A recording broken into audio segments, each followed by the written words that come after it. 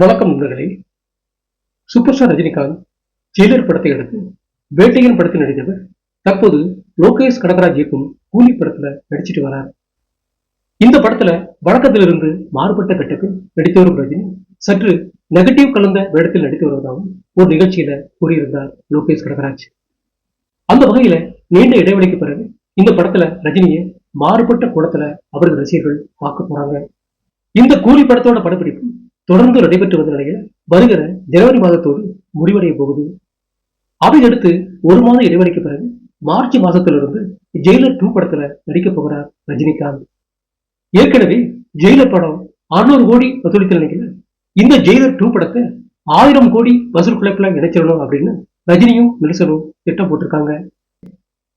அதனால ஜெயிலர் படத்தை விட இந்த படத்துல அதிரடியான ஆக்ஷன் காட்சிகள் மட்டுமின்றி பிரம்மாண்டமான பட்ஜெட்ல இந்த படத்தை எடுக்கவும் திட்டமிட்டு இருக்காங்க. அதோட ஜெயிலர் படத்தில் இடம்பெற்ற அணிகள் மீண்டும் இடம்பெறும் நிலையில நடிகர்கள்ல ரம்யா கிருஷ்ணனும் யோகி பாபுவும் இந்த 2ஆம் பாகத்திலும் இணைய போறாங்க. குறிப்பா ஜெயிலர் படத்துல மோகன்லால், ஜாக்கி ஷெராப், சிவராஜ்குமார் என பலர் நடித்த நிலையிலும் இந்த படத்திலும் மற்ற மொழிகளைச் சேர்ந்த பல பிரபல நடிகர்கள் இடம்பெற போறாங்க. அந்த வகையில இந்த ஜெயிலர் 2 படத்தை வருகிற மார்ச் மாதத்தில் தொடங்கி 2025ஆம் ஆண்டு தீபாவளிக்கு திரைக்கு கொண்டு வரவும் முடிவெடுத்திருக்காங்க. அதோட ஜெயிலர் படத்தை விடவும் இந்த ஜெயிலர் 2 படத்துல மிக பெரிய அளவுல சம்பவம் செஞ்சிடணும் அப்படின்னு ரஜினியும் நெல்சனும் திட்டமிட்டு வராங்க.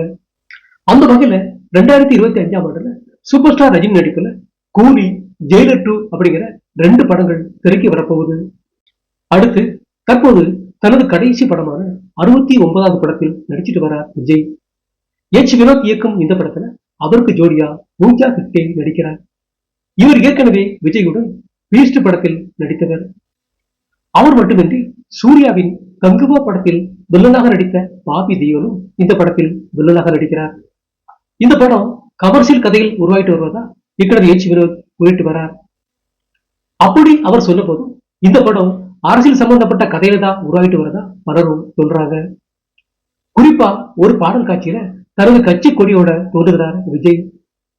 அந்த பாடல்ல தனது எதிர்கால அரசியல் குறித்தும் பல விஷயங்கள்ல சொல்லியிருக்கிறாராம். அதனால விஜயின் கடைசி படம் அவரது எதிர்கால அரசியலை முன்னிறுத்தக்கூடிய கொள்கை படமாகவே உருவாகிட்டு வருது. அதோடு இந்த படத்துல விஜய்க்கு 275 கோடி ரூபாய் சம்பளம் கொடுக்கப்பட்டிருப்பதாகவும் ஒரு தகவல் வெளியாகி இருக்கு.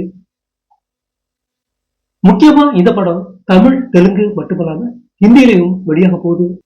அதனாலதான் ஹிந்தி நடிகை பூஜா ஹெக்டே, இந்தி நடிகர் பாபி தியோல் ஆகியோரை இந்த படத்துல முக்கிய வேடங்கள்ல நடிக்க வச்சிருக்காங்க. தற்போது விஜய் 69வது படத்தின் படப்பிடிப்புக்கு சிறிய பிரேக் கொடுக்கப்பட்டுள்ள நிலையில ஜனவரி மாதத்திலிருந்து மீண்டும் படப்பிடிப்பு தொடங்க போகுது. முக்கியமா விஜய் சம்பந்தப்பட்ட வசன காட்சிகள் முடிவடைந்து விட்ட நிலையில அடுத்து 2 சண்டை காட்சிகள், 2 பாடல் காட்சிகள் மட்டும் அவர் நடிக்க போகிறார். அந்த காட்சிகள்ல அவர் நடிச்சு முடிச்சதும் முழு நேர அரசியல்ல இறங்கிடுவார் அப்படின்னு விஜய் வட்டாரங்கள்ல சொல்லிட்டு வராங்க.